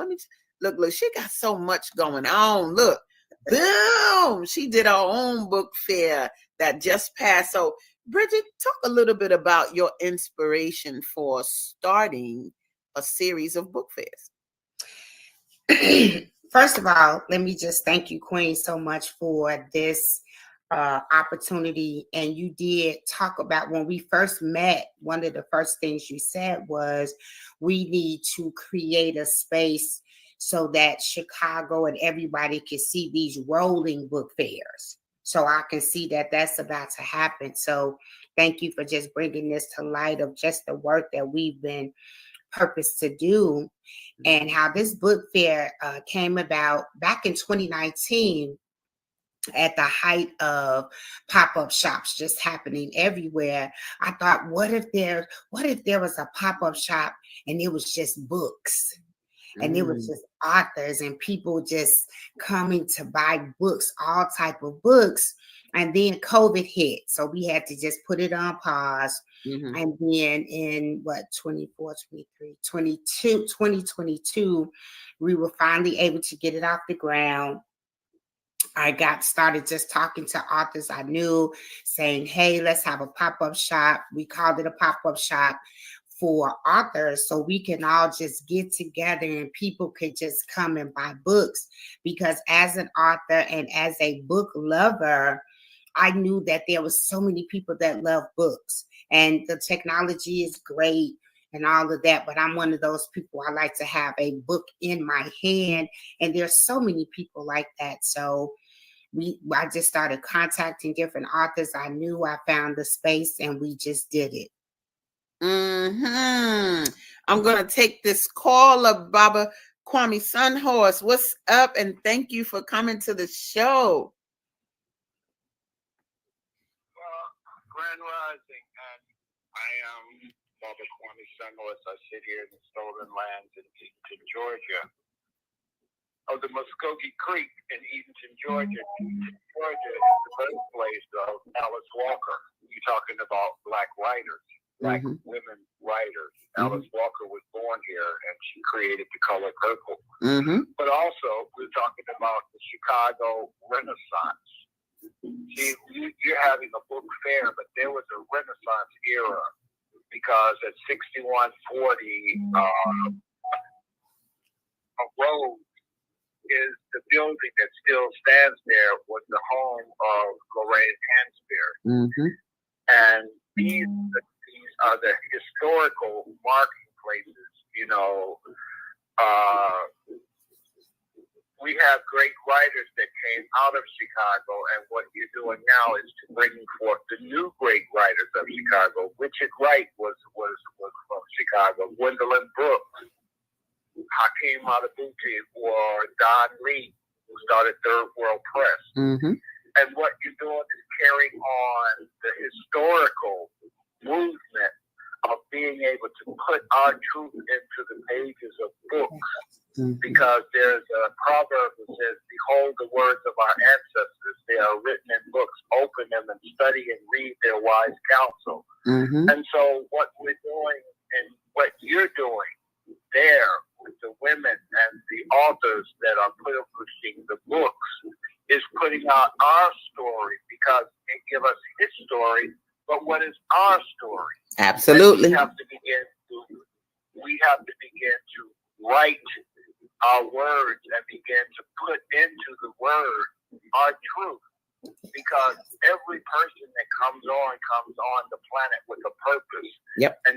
us are stories, and what really has to be honored is the elders. The elders are walking encyclopedias from A to Z. Yep. Because they have lived and experienced life, and we have to be the stewards or the scribes to write their stories and to record their message, because we have to understand that these places that they call libraries, the stolen books of knowledge that came from our people, and we have to begin to create our libraries, because we are a library. Yes, indeed. And I thank you for putting on this program with Sister Naima and the Female Solutions, because now we have an opportunity to use the techno-spiritual to bring out our divine spiritual. You already know. I commend you and thank you, Asadah. Oh, thank you, brother, so much. You know, hearing you makes me know that I'm on the right track, baby, because even when you go to our website and you go to the donation area, you see all of the Black writers from Chicago, and they're different levels. Gwendolyn Brooks might be the $15,000 level, and Lorraine Hansberry might be $10,000 level. We got Richard Wright. We got Earl Father Hines. We're not playing with y'all. Now, we know these authors from Chicago, and this place ain't no joke. So, yes, we are a continuation of that work. I thank you for acknowledging it, brothers. And you can see we do value the elders in this process, because we about, like Jarima said, storytelling, writing, and that's what these books are about. So my question to you, my lovely Bridget, were you an author before your book fairs, or how did they inspire you becoming that? I know you're a teacher too. Yes. So how does all of it mesh together? You know, I was an author already. I wrote my first book in 2017, and since then I have went on to publish a total of 7 books, and I have another book coming out at the end of this year. And one of the books, actually I have 2 books coming out. One book I'm very excited about is with one of my writing partners. Just as Jarima said, you have to create the books that the babies will read. So I am a math teacher, and I want ways, I keep trying to find ways for kids to enjoy math, because math is the most level playing field that we have in education, because math is universal. Wherever you go, math is going to be the math. And myself and one of my writing partners, we're creating a graphic novel that is about math. So we're really excited about that. I'm also a mother, so reading has always been a part of my household. And we have a library in our house, because you have to learn to read a book. Literacy will always be necessary. And in the different books that I've written, I've told different stories. And just as everyone has said already, we have to tell our own stories. We have to make sure that people know what we think, what we thought, how we handled the situation, what was our position in a particular situation. But if we don't tell the stories, how will anybody know our truth? We have to tell our own stories from our own viewpoint. And as a teacher, I have all of my books in my classroom. And even though I teach math, reading is still in my classroom. I have a library in my classroom, and we read. You know, you pick a book that you want to read if you finish your work early. But I stress that reading will always be necessary for everybody, but particularly for us as a people. And as Daryl said earlier, our babies have to read more so we get better. They get better at reading. Now, y'all hear the perspective. All of these things we do, the teaching, all of it. I used to be a teacher as well. So it's kind of like, how do you disseminate information that we need to understand, right? These are some of the questions that kind of come across our world, and you got to figure out how you're going to do it, because everything I know, I'm going to make sure y'all know. I'm going to tell you that right now. It don't do me no good to just sit here with knowledge and not pass it on. But you have done what many of us have done. I mean, don't y'all sleep on her. Look at this. Look at this right here. Boom. Boom. The Garfield Lawndale voice. They featured her. Talk about this, honey. This was your most recent event, correct? It actually was. And that guy actually surprised me when he showed up. And it's so funny because the picture that's in the middle is actually, okay, so funny story. So the picture that's in the middle. Yep. That was, I opened the paper and I see this little bitty article and I thought, oh, that's really nice that they put us in here. And it was funny because my picture is not there at all. You see my name, you see my organization, and immediately the spirit just let me know, remember the purpose is always bigger than you. So you don't have to be featured. Your face doesn't have to be there. The acknowledgement is what counts. And then boom, the very next week, we have the big article on the front of the paper and there's my face and all of that. And I just laughed. Creator got you, girl. I just laughed because the Most High wants to make sure that I stay humble in my purpose. And when we stay humble in our purpose, we get a lot more done. Just as Jarima said, you know, the ego cannot take over. The ego does not have a place in your purpose. Your purpose is a purpose of humility. Whatever it is that you're doing, it has to be done in humility. So this was just really funny how that just showed up. And let me tell you what I love, because I can see just right in this, and it's a big article because we do have the digital version now. I'm gonna send it to you. Some people talking about I don't have the digital, girl. We got it. So we gonna get, because me and Sandra Washington, which is right there on the front with the white. She got the health journal with the locks and the X. We sat and we looked at it, but this is what I love. On the front right here already are authors that were in my event the previous day to your event. Absolutely. And so the dope thing was when Bridget said, can I come by the book fair? And what? Of course. What I look like, being like, well, you know, I don't really want the messages in, you know, mix up. Go ahead, girl. You get up in here and promote that book fair because our people need to be there. And some of those are not even the only authors that went. And so I'm so happy that now here go another place that you can come and sell your book and make yourself known. And that was at your event. So I was just loving that they were there and that they had that opportunity. So talk a little bit about, you know, the event itself, like how did it feel, and was this your first book fair or not? It's the third.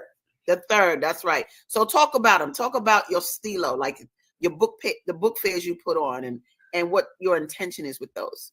So one of the things that, you know, as a event organizer, I have like major events every year. This weekend, we're going to have our second annual Father's Day brunch, and we just had our 12th annual Mother's Day brunch and the third annual book fair. So one of the things that you're learning at each event is your location, the logistics of the location, and all of that. So the first book fair we had it at a park district, and the spacing was pretty decent, but the parking was just horrible. And then there was no way for authors to get their books up the stairs and through the doors and everything. And that was just really complicated. So we moved it.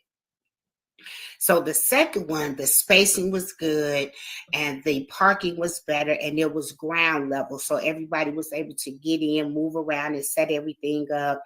And we had 20 authors at that book fair. And then this book fair this year, we were in a bigger space because the event is growing. People had started telling other people about it. People that had missed it the year before made sure to get in touch with me so that they could be a part of this year's. This year, we had 26 authors. The space was great. The lighting was good. We had food. We had face painting. because I am a teacher and I'm connected to a lot of schools, we had over 300 free books to give away. So it was just like Jarima talked about, you have to make it a festival. Is it something for the whole family? So we made it so that there's books for everybody in the family. Whoever wants to read fiction, nonfiction, inspirational, journals, self-help, children's books, books for wellness, like Sandra Washington, she wrote, the book she wrote about health. So there's something now for everyone. And the food, the drinks, the face painting, we had a panel discussion with the authors, and that was the dopest. So we're definitely going to add that, keep that, because giving a few authors an opportunity to talk about their books and the audience ask them questions, that was the dopest. Mm-hmm. So the event is growing, and we're learning more and more how to make the events better. And one of the things was, just as Jarima said, the second book fair we had the book fairs on the same day, because I didn't know that it was. We had a discussion. Boom, we're not going to do that again, because we want to make sure that our people can go to each side of town and enjoy something like this without having to travel to Lincoln Park or Wicker Park. We can do this in our own community, because we already have everything we need. We just have to make sure that everybody has access. So it was a simple discussion. I changed my date this year. Boom, we had all these book fairs, and none of us conflicted with each other. It was amazing. Yeah, baby. We get after this today. Watch what's getting ready to happen. It had already been sent through the portal of my mind. The creator had already told me what's getting ready to go down. Let's look at some of these comments. Sister Zelda said, Grand Rising, phenomenal women doing phenomenal work for the culture, enjoying the journey. Awesome. Then we got a sister Deborah. She said, this is powerful. You better understand that. What? That's why I be like, creator, what you want me to talk about now? He's like, get all the people that's doing the same work. Thank you on it. You understand? Yes. Then look at my girl Jarima. She said, yes, this movement will outlive us. Our Black stories will be shared for generations. Yo, I ain't gonna cry, but baby, I could right now. I'm gonna tell you right now. Then Joyne said, Queen Bridget, walk in your divine authority and purpose. Loving you, Queen. Tell your story. Telling y'all, this is for real. This is like a big thing. Look. My girl Sandra came on. She said, our books will not sell themselves. Thanks to all you queens for giving us the marketplace. That's what I'm talking about. And then my girl Jarima said, absolutely beautiful. Boop, boop, boop, boop, boop. Y'all better recognize. So, so this energy that you're doing, and to me, you're a sign that this ain't going nowhere. This is only gonna go. This is only gonna grow. Yes. And we're gonna shift this energy. I'm see, Chicago can be a very cliquey type of place, right? It got 77 neighborhoods. Or look, this is what people ask: what high school you went to? They could be 85 years old, y'all. They don't say where'd you graduate from college. They go, what high school you went to? Because they want to get a sense where you come from. You went to Whitney Young, you went to Inglewood, you went to Hyde Park. Like, they want to get a sense of your socioeconomic background. Yes. Then once they ask you that, then there might be a little banter, a little competition with the group.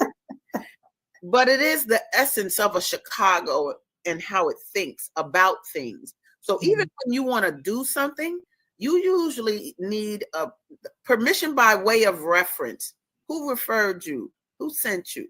I'm saying like who sent you and who sent them or whatever, something like that. But the shift that I'm interested in, I'm from New York, so I don't have that. We used to go to Brooklyn, Manhattan, Staten Island, whatever. We travel, wherever. We don't care about the neighborhoods. We ain't asking you your high school. We don't really care. But what that creates is me in Chicago. I don't care. I'm not gonna monopolize no book industry, nothing. We're gonna bring this all together, and we're gonna create a synergy to where we'll put Chicago on the map. But we're gonna put Chicago on the map because, like the brother said, what there was a Renaissance here. And guess what? It was before the Harlem Renaissance. That needs to be known. They be talking about the Harlem Renaissance and County Cullen and boo, boo, boo, whoever. Nah, kid. And I got that from Timothy D. Black. He's one of the ancestors that I give tribute to, but he will tell you about what we as a people did here by way of literature and all of that. So to me, this is a no-brainer about the work we're going to do now. We're not going to just be known, though, for our individual books. We're going to be known for what we're getting ready to create as a movement, especially after today's show. I'm telling you. And so you have more coming up. You do more. You don't just vibe in the arena of books. What's this about? So this was our 12th annual Mother's Day brunch. And this event started because in 2014, I lost my mother when I was age 27. And some years would be okay, some years wouldn't, some years I would just be completely out of it. And in 2014, my mother spoke to me in the spirit and said, hey, I'm gonna need you to celebrate me like I celebrated me, and I'm gonna need you to celebrate you. So this event started as a 8 people get together in my house for Mother's Day, and it literally just morphed into this huge event that we have every year where we have at least 80 people. A couple of years we've had 100 women in attendance, and it is an amazing event because so many mothers, you just don't know every mother's story. But we bring all these mothers together. We feed them. There's souvenir gifts for everyone. We have raffles. We play games. We have entertainment. We have a guest speaker because we want every mother to know that she is valued and that she is important. This event I've had mothers, grandmothers, great-grandmothers. So that means now the event is generational. We have a live painter come in and we raffle off the painting. I've had mothers say, because of your event, my daughter and I started to rebuild our relationship. Nice. Because of your event, my daughter that I was estranged to, I reached out to her and we started over. Nice. So this event became a healing event and not just a get together for mothers, but it just started to create so much. And this was our 12th year. Man. So I wanted to show that just to let people know an organizer is an organizer. And it ain't no small thing. I thank you so much for coming on today. Our time is already up. I hate it. We need more. But thank you for coming today, Bridget. You are the bomb, and we are going to continue to build together. No questions asked. Absolutely, Queen. Thank you so much for having me and the other authors. And I'm just looking forward to what else we're going to do in Chicago to keep bringing awareness and love to our people. You watch and see. Love y'all. Thank y'all for tuning in to Gathering of the Griots. We'll see you next Tuesday with more fabulousness. But keep this day powerful, and we love you. Peace. Thanks.